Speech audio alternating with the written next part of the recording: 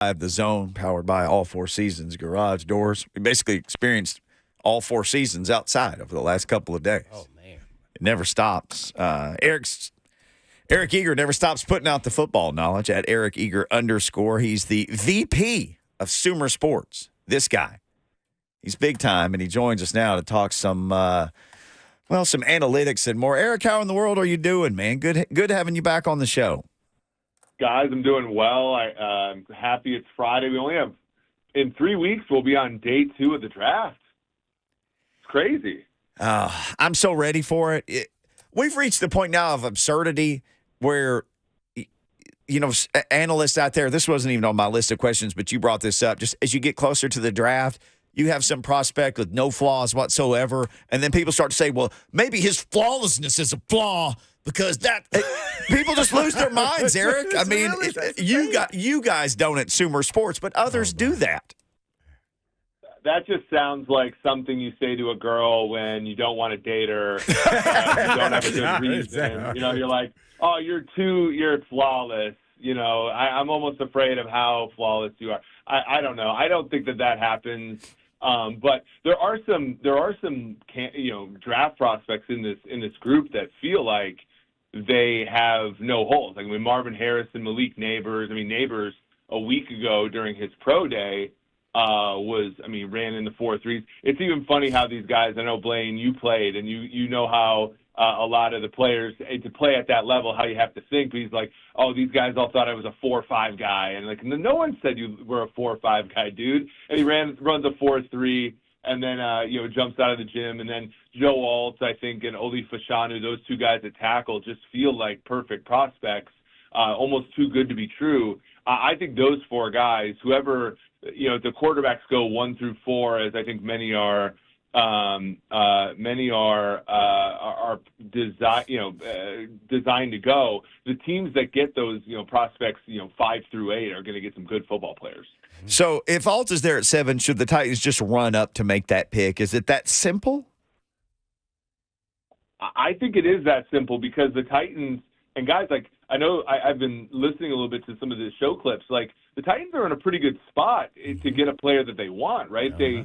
They need an offensive lineman. They got a really good head coach in Brian Callahan. They got a great offensive line coach in Bill Callahan, and they have a need at offensive line. And they're going to get a player there if they want one to go with Skoranek, who they drafted last year.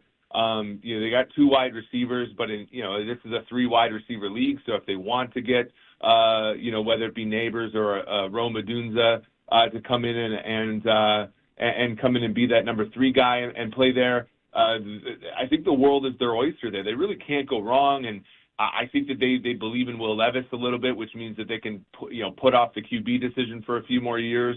This draft, I think Titans fans are going to come out of day 1 incredibly optimistic. Talking to our guy Eric Eager of Sumer Sports. He is at Eric Eager _. You can check him out there and all the cool stuff that he puts out. Well, Eric, man, I'm a little bit behind on this Brian Thomas Jr. kid, the wide receiver from LSU. I know everybody's talking about Neighbors, and yes, he's fantabulous. But where would you put him? I really love both of them run good routes, but man, he has a smoothness to him, and then next he's just pulling away from guys and run really good routes. I'm going to say underrated with people talking about him. Where will you say he's going in the draft in the first round? He's going to go earlier than people believe. Think about 2 years ago, right, where – and it's funny because when you do the mathematics on a draft, a lot of times you want to look towards what volume. You want to look towards, did this guy command targets in his own offense?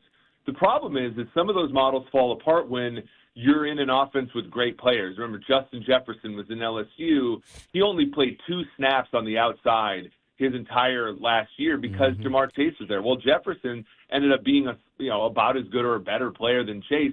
You got to throw those models out the window when an offense has 2 great players at those positions. Olave in 2022, I think people thought he was going to fall a little bit in his draft, but no, the Saints looked at his talent and said, yeah, he was second fiddle to Garrett Wilson his final year at Ohio State, but he himself is a great talent, and they went up and got him. I think the same thing's going to happen with Brian Thomas Jr. Look, he had, when you look at him, he had 6 100-yard games. He only had 87 targets, but he turned them into 1,177 yards, 17 touchdowns. That is incredible efficiency. When you look at per route run, 2.61 yards per route run, that's a lot when you have to share the opportunities with other players. So I like him quite a bit. He has, the size, obviously, at well above 6 feet, over 200 pounds that you need to be a great player in this league. So I like him as a complementary player to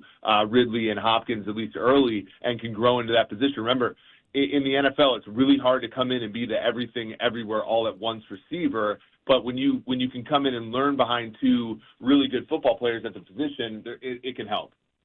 Now, I want to talk about this offensive tackle. And everybody, Alta's number one is a little separation. But there could be some guys underneath him, maybe not better than him today, but their upside is past him at least, 2 and 3 years with the right coaching and naturally with them putting in the work.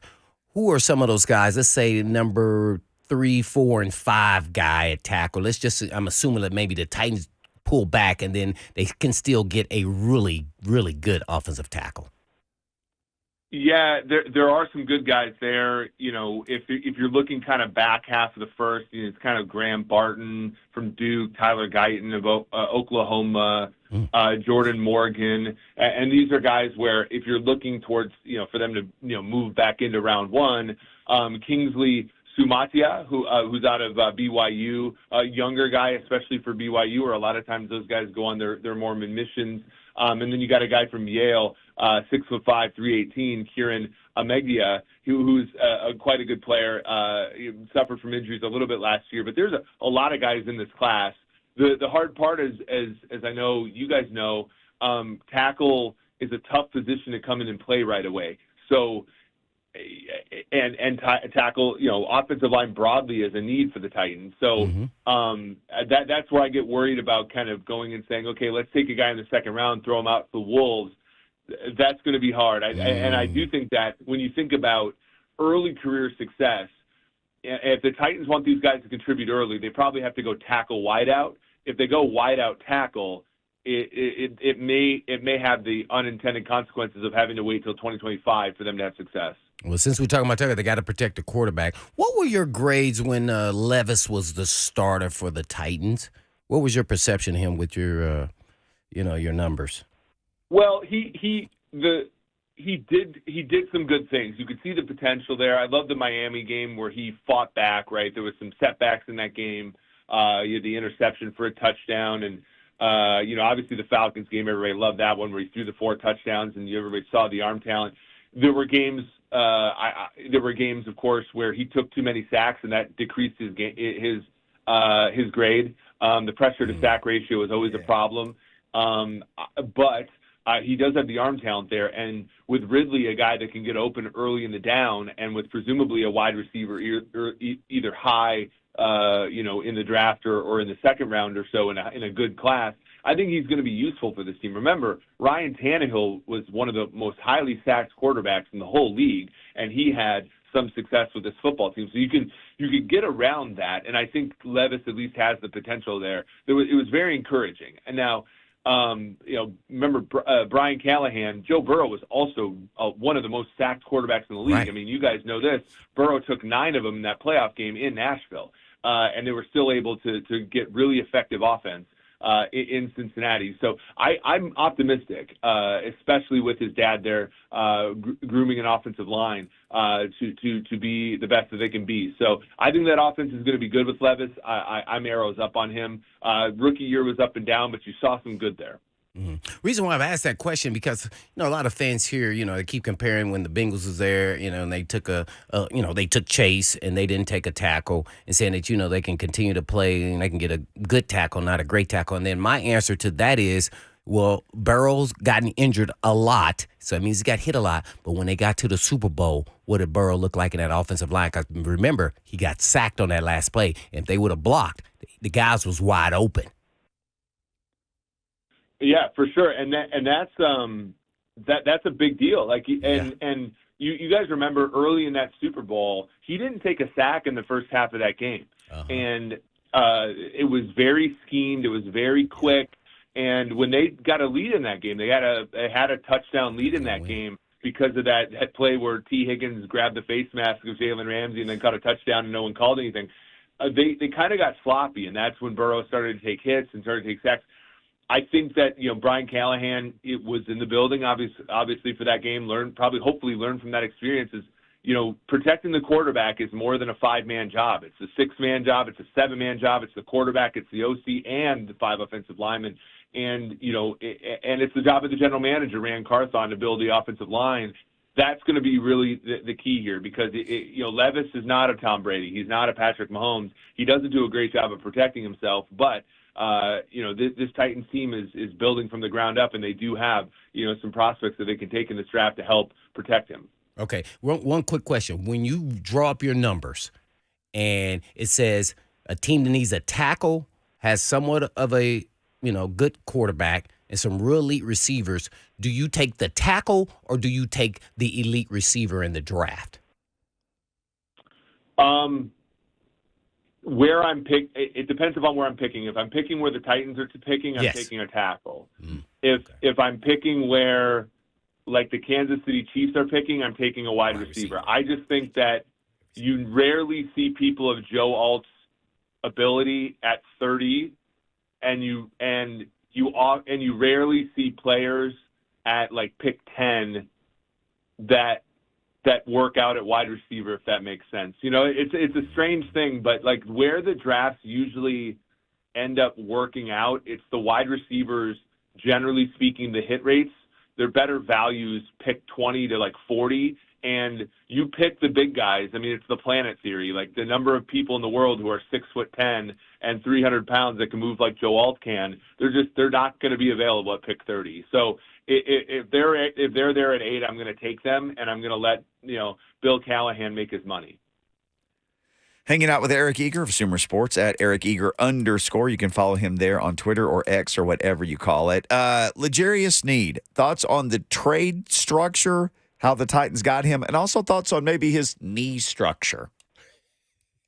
Well, the knee was always an issue with the Chiefs, and he missed a lot of training camp last year. Now he came back in week 1, and from week 1 on was the best cornerback in football by a lot of measures. He's one of the rare players who's big and can play inside. So the Chiefs had this great thing going where Trent McDuffie could play inside against smaller receivers and outside when Sneed wanted to play inside against bigger receivers. Sneed can cover tight ends. He's a phenomenal blitzer. He's an awesome player. If his knee stays healthy, he's going to be a great value, especially at the trade point and at the dollar price that the Titans got him for. The Chiefs just don't have enough money to keep a player like Sneed and Chris Jones and Patrick Mahomes and Trent McDuffie and all the players that they have to keep. It's not a signal necessarily that there's anything wrong with Sneed. It's just he's 5th on a list where the Chiefs can only keep 3 or 4. And so if I was a Titans fan, I wouldn't necessarily take the fact that he was available as a negative, other than there is a small knee issue that persisted, but he hasn't missed a ton of time. I think he's only missed like 2 or 3 games during the course of his Chiefs career. So it's a really good addition for the Chiefs. He's versatile. He's a competitor. I mean, there's that clip of him just basically jamming Tyreek Hill into Cancun, as Hill said, in the playoff game at Arrowhead. He's an awesome get for the Titans and a great building block for their defense. Many are saying the Titans' AFC South mate, the Texans, have had the best offseason in football. I'm curious who you think has had the best. I'm also curious, what do you think about the Titans' offseason? Well, the Texans have the best quarterback in the division if you adjust for the rookie contract, right? He has 3 more years left. I think you can make a case Lawrence is as good as Stroud, but he only has 1. He's further along the rookie contract. So Houston has a great quarterback, and now they can go pile on the roster. No one remembers that the Chiefs signed Sammy Watkins, Frank Clark, all those players when Mahomes was on his rookie contract. So that's what the Houston Texans are doing. So they've had a great offseason, and they should be doing that. The Titans have had a phenomenal offseason as well. I think that I don't necessarily like them losing Azeez Al-Shaair and getting Kenneth Murray. I don't think much of Murray relative to Al-Shaair, but other than that, like, I'm a big fan of Ridley. I think the Jacksonville Jaguars offensive staff did a really poor job of getting the best out of everybody on that offense, and that's why the Jaguars, who were huge favorites to win the division, didn't. I think Brian Callahan was the best coach hire of the cycle. I think Bill Callahan is a Hall of Fame assistant coach, and that was a really good get. And I think they're positioned really well to get a good draft pick. And I also like Tony Pollard to go with Tyjae Spears in the backfield. Pollard was the victim of a hip drop tackle, and people were talking about that. And he really suffered last year. And I think a year removed from that injury will really help him. So I think the Titans really moved in the right direction. They have further to go than Houston, but I would put their offseason up there with Houston. And if Will Levis makes a similar jump, they should be competing for that division title. Man, getting some good stuff here from Eric Eager. He is a VP of Sumer Sports. Well, Eric, I guess give me your numbers from 2 years ago until last year on Stefan Diggs on his performance there with the Buffalo Bills. Well, Diggs went 13 straight games at the end of the season without a 100-yard game. And so, that was tough. And, it's funny, he scored, I know somebody pointed this out, he scored in his first two playoff games as a Buffalo Bill and then never scored again in the playoffs with the Bills. 1.89 yards per route run was his second lowest mark with Buffalo after the 2021 season, and 10.6 yards averaged at the target were the lowest he's ever had with Buffalo, and 10.7 yards per catch. Remember, he had 117 catches if you count the playoffs. That seems kind of nondescript. He had 107 catches in the regular season. Again, nondescript, but he just wasn't productive. He was, after the first few games of the year, or 5 out of the first 6 games were over 100 yards. Again, 13 straight games after that without 100 yards. It just was a steep decline, and a lot of people will attribute that to nagging injuries. But he's going to come to Houston, and he's going to be complimentary to Noah Brown, Tank Dell, and guys like that. I just think that he's going to, he's a luxury piece for Houston. I mean this in a very positively for Diggs. I think he's kind of in that Terrell Owens portion of his career where you remember when Terrell Owens went to Buffalo and then he went to Cincinnati and where he's going to, and he still put up like 900 yards a year, but no one really wants to marry him anymore, right? He's a girlfriend at this point, right? It's just like not a commitment anymore because at some point he just is a problem from a locker room standpoint where he's always kind of trying to get his way. And that's okay. He can be useful for Houston, but I think it was demonstrated by the fact that they took his contract and ripped it up and made it a 1-year deal yesterday. How much was he getting doubled? A fair amount, but not as much as usual. I don't have those numbers right in front of me. I'd have to look. But it wasn't as much. He was not getting the attention as normal. And in fact, people are giving respect to Khalil Shakir, who had a pretty good run at the end there. The Bills are running the football very well at the end with James Cook, as a lot of fantasy players will tell you. And Dalton Kincaid had a pretty good second half of the year, their first-round tight end. And the Bills, kind of reinvented themselves in large part because their best player on offense, besides their quarterback, had fallen off so poorly. Do you think they're going to change their offense to 2 tight end set, Buffalo? It's kind of what you were saying there. Kincaid, Knox. I mean, they Yeah, you almost think about their investment. They gave Knox a deal a couple of years ago, and he hasn't really lived up to it, but they still have to pay him. Kincaid's a high draft pick. They paid Deion Dawkins after his Instagram post. Cook is a very good back, as he showed last year. Josh Allen can't keep taking the beatings he's taking and last the season. And I think Khalil Shakir is a good receiver, but there's no number one receiver. They lost Gabe Davis, of course, to Jacksonville. It's gonna and they got Curtis Samuel, who's going to be a little bit more of a kind of a gadgety sideline to sideline jet sweep type player. It's going to be much more of a Kansas City look like it was last year for the Chiefs, where Josh Allen's really going to have to earn his money like Mahomes did last season with the likes of Marquez Valdez-Scantling, Rashee Rice, and Justin Watson en route to a Super Bowl. Gotcha. Eric, fantastic stuff. We got a little chat where people can talk to us. Ricky W. says, Eric is dropping some fire knowledge in this segment, man. We knew that you would. Always great catching up with you. Hey, thanks for having me on, guys. This is always fun. Yes, sir. Hey, Sumer Sports NFL Rookie Guide. It's free. Everybody needs to go check that out now, along with all the other great content there. Thank you, Eric.